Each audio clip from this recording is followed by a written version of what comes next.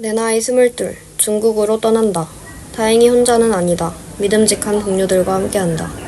우리는 심산 서포터즈, 성균관대를 설립하신 심상 김창숙 선생을 더 널리 알리고자 모였다.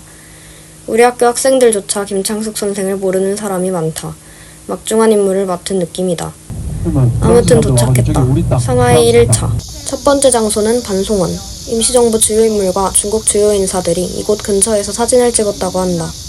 중국어를 잘하는 친구가 현판을 해석해주는 모습이다. 부럽다. 나도 저렇게 중국어를 잘하고 싶은데. 활동을 했다라는 내용이 적혀져 있어요. 다음으로 상하이 공제병원. 김창숙 선생이 치질 치료를 위해 입원해 있다가 일본 경찰에 의해 체포당한 곳이다.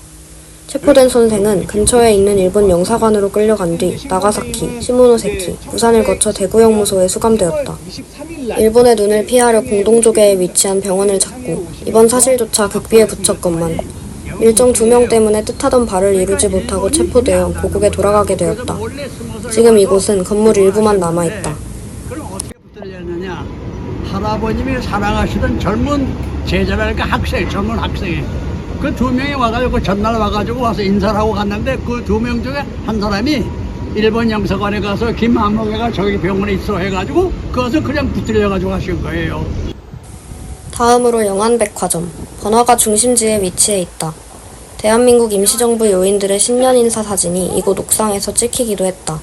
우리도 그들처럼 사진을 찍어보았다. 찰칵. 도저히 더워서 못 참겠다. 어쩔 수 없이 헤이티를 한 잔만 사 먹었다.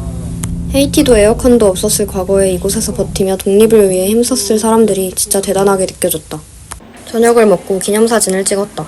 근데 2장에 16,000원이었다. 사기당한 건가? 아무튼 1일차 독립운동 사적지는 여기까지 살펴보기로 한다. 힘들었던 마음을 야경으로 달래본다. 저 멀리 구상의 일본 영사관도 보이는 것 같다. 1일차 끝이다. 내일도 파이팅.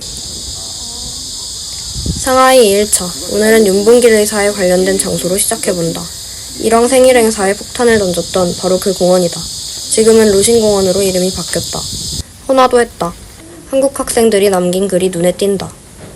명색이 공원이라 그런가 시민들도 많다. 나도 한번 끼워달라 해볼까? 손중산 국어기념관이다. 순원이 실제로 살았던 집이라고 한다. 어쩐지 좀 고급스러웠다. 1919년 7월 김창숙 선생은 이곳에서 순원과 회담을 가지고 독립운동에 대한 지지를 얻었다고 한다. 대단하다. 이제 상하이에서의 일정이 밤밖에 남지 않았다. 남은 오후엔 어떤 일정이 기다리고 있을까? 2일차 이어서 상하이에 있는 윤봉길 의사 관련 유적지를 방문했다. 오늘 날씨가 아침부터 흐렸는데 우리가 돌아다니는 동안은 전혀 비가 오지 않았다. 우리 중 누군가 날씨 요정이 있는 것 같다. 팔선교 기독교 청년회관 YMCA에 갔다. YMCA는 홍커우 의거전 윤봉길 의사와 김구 선생의 최종 작전 논의가 이루어진 장소이다. YMCA는 국제적이고 비정치적인 외형 덕분에 독립운동가들의 활동을 위한 완충지 역할을 해주었던 독립운동가들에게 아주 중요한 공간이었다. 건물 원형은 보존되어 있으며 현재는 호텔로 사용되고 있다고 한다. 예보상으로는 날씨가 흐렸는데 걸어가는 내내 햇빛이 아주 쨍하다. 머리가 뜨겁다. 분명 날씨 요정이 있는 것 같다. 김혜산의 집에 갔다. 원창리 13모라고 불리기도 하는 이곳은 많은 사람들이 알고 있는 윤봉길 의사와 김구 선생의 시계 교환 이야기 속 장소이다. 윤봉길 의사 이거 당일 김혜산의 집에서 아침 식사를 하며 윤봉길 의사가 자신의 시계는 더 이상 소용이 없다고 하며 김구 선생의 시계와 교환한 것이다. 김혜산의 집 방문을 통해 거사 당일 윤봉길 의사의 심정이 어땠을지 조금이나마 예상해볼 수 있었다. 원창리 13호에 붙어있는 현판은 정부 차원에서 단 것이 아니라 역사에 관심 있는 학생들의 노력으로 달 수 있었던 것이라고 한다. 상해 임시정부 청사에 갔다. 상하이 하면 가장 많은 사람들이 떠올리는 독립운동 유적지가 아닐까 싶다. 일제강점기 활동 당시 모습으로 복원된 상태이며 임시정부와 관련된 자료들이 전시되어 있다. 내부에서 사진이나 영상을 찍을 수 없어 기록으로 남길 수 없다는 점이 아쉬웠다. 이어서 영경방에 갔다. 임시정부 요인들의 거주지였으며 특히 영경방 10호는 김구 선생 가족이 거주했던 곳이다. 김구 선생의 부인 최준래 여사가 이곳에서 둘째 아들을 낳은 지 얼마 되지 않아 세상을 떠났다는 이야기를 들으며 독립운동가 분들의 고달팠던 인간적인 생애를 느낄 수 있었다. 많은 관광객이 방문하는 신천지에 위치해 있지만 직접 방문해보니 관심을 가지지 않는다면 모르고 넘어가기 쉬울 것 같다는 느낌을 받은 만큼 사람들의 관심이 필요해 보인다. 더 나은 탐방을 위해 회의하며 2일차 끝. 사실 저녁으로 중국 하이디라오 가서 허거도 먹었다. 맛있었다. 내일은 어떤 일정이 우리를 기다리고 있을까?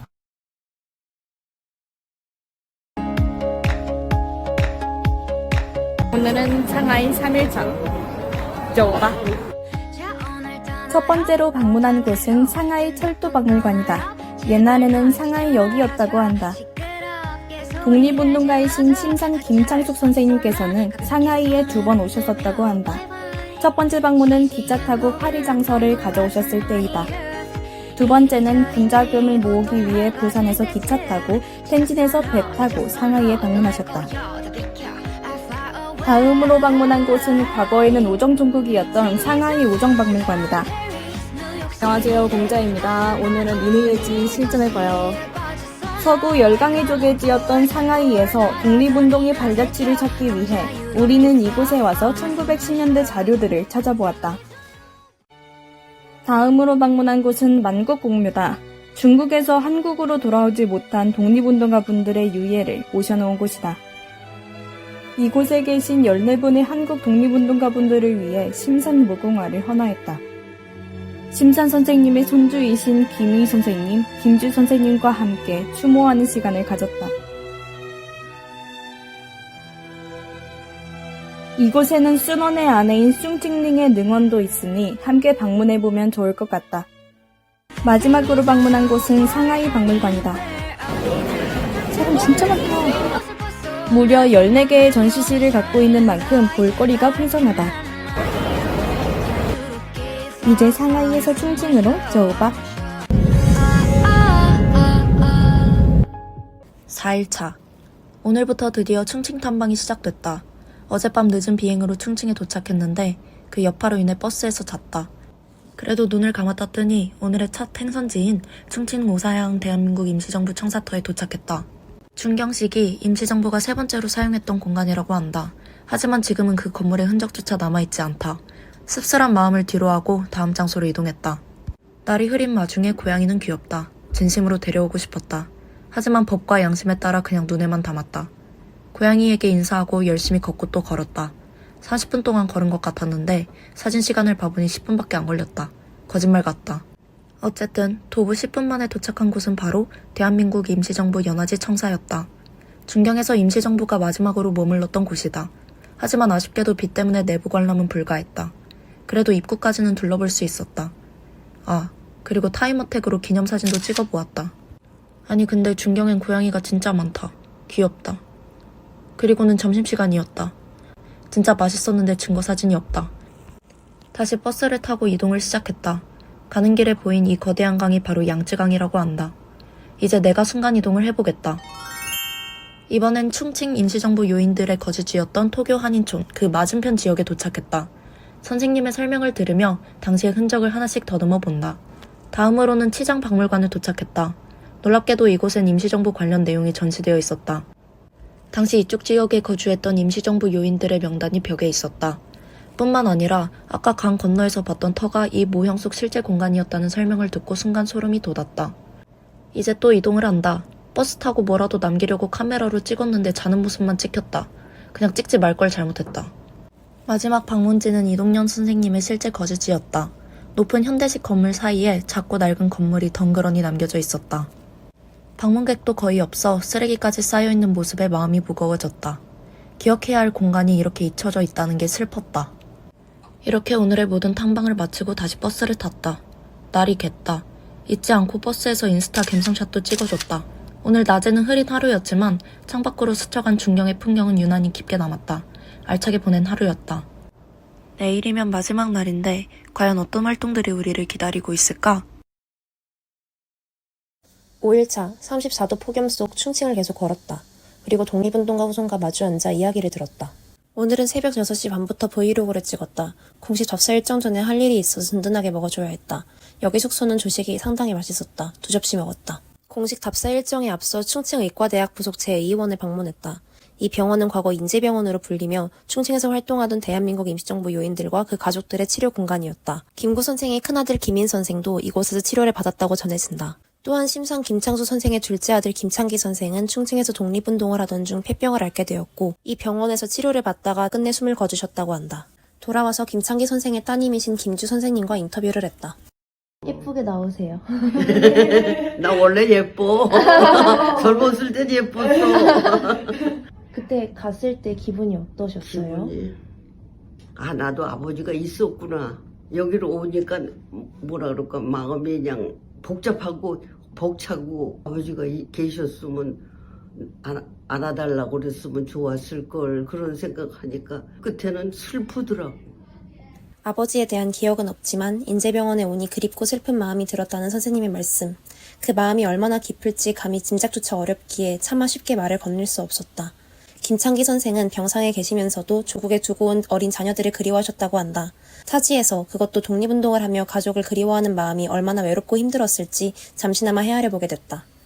인터뷰를 마치고 시작된 공식 일정. 먼저 한국 광복군이 창설됐다는 가릉빈관터를 방문했다. 이날 최고 기온 36도, 계단이 끝이 없었다. 고양이가 짱 귀여웠다. 고양이를 보고 힘내서 끝까지 올라갈 수 있었다. 가릉빈관은 당시 굉장히 화려한 호텔이었다고 하는데 지금은 건물 자체는 남아있지 않고 이 일대 어딘가에 있었던 걸로 추정된다고 한다. 창설 당시 방명록도 전해져 오는데 우태청이나 저얼라이 같은 중국 국민당과 공산당의 주요 인사들뿐 아니라 외국인들의 성명도 눈에 띄었다. 외교관이나 외신 기자들로 보인다고 설명하셨는데 그만큼 한국 광복군 창설이 국제적으로도 관심을 받았던 일이라는 걸 보여주는 것 같았다. 신기했다. 다음 장소로 이동. 너무 더웠다. 영상 찍느라 몰랐는데 다리에 모기 5방 물렸다. 충칭 모기는 물리면 피멍이 든다. 여기는 개원. 중국 국민당 고위 장교 장치 중의 사택이라는데 마오쩌둥이 머무르는 동안 임시정부 요인과 담화를 나눴다고 전해진다. 우거진 녹음과 정연한 회색 벽돌 기둥의 조화가 절묘했다. 장치중 선생님 미감이 아주 세련되신 것 같다. 내부는 이렇게 생겼다. 이 자리에서 마오쩌둥과 임정 인사들이 마주 앉아 이야기를 나눴을까? 점심은 딤섬, 입에서 녹았다. 점심을 먹고 한국광복군 총사령부 기념관까지 걸어갔다. 다들 34도 한낮에 걸어간다는 사실이 믿기지 않는 표정이었다. 한국어 현판이 충직 한복판에 걸려있다니 감동했다. 광복군 총사령부는 처음에는 한인이 많이 거주하던 서안에 있다가 충칭으로 옮기게 됐다고 한다. 김구 선생님이 주치의였던 유진동 선생님의 아드님 유수동 선생님께서 사진 속 부친의 모습을 직접 설명해 주셨다. 사진 한 장 한 장 아버지를 가리키는 손끝에서 자부심이 묻어났다. 서안에 있을 때 광복군은 미국 OSS와도 협력하며 국내 진공작전을 위한 합동훈련에서 나섰다고 한다. 일본이 항복하면서 이 연합작전은 무산됐다. 만약 이 진공작전이 실제로 이뤄지고 성공했다면 우리나라 현대사도 조금 달라질 수 있었을까? 기념품 샵에 짱 귀여운 판다 인형이 있었다. 고민하다 안 샀는데 살걸. 관람을 마친 뒤 다시 차를 타고 이동했다. 다음으로 방문한 곳은 국민당 군사위원회 건물. 카이로 회담이 열리기 전 김구 선생은 이곳에서 국민당 군사위원장이었던 장제스를 만나 한국의 독립을 약속받았다고 한다. 카이로 선언보다 앞서 한국의 독립 약속이 먼저 맺어진 장소였던 셈이다. 우리가 방문했을 당시에는 내부 정비 중이라 입구에서 안을 들여다보는 것만 가능했다. 고양이가 애교를 부리고 있었다. 더워서 힘들었는데 기운이 났다. 일정의 마지막 행선지는 조천문 부두. 자린강과 양쯔강이 만나는 이곳에서 두 강줄기는 하나로 합쳐져 우리가 처음 여정을 시작한 상하이로 흘러간다고 한다. 이렇게 5일간의 답사가 끝났다. 독립운동가들의 발자취를 따라 걷는 동안 타지에서 조국의 독립을 위해 싸웠던 그분들의 마음을 조금이나마 헤아릴 수 있었던 것 같다. 그들의 정신을 잊지 않고 또 이런 역사를 잊지 않는 것. 그게 바로 우리의 주권을 지키기 위해 앞장섰던 그분들께 우리가 할 수 있는 가장 작지만 중요한 보답이 아닐까.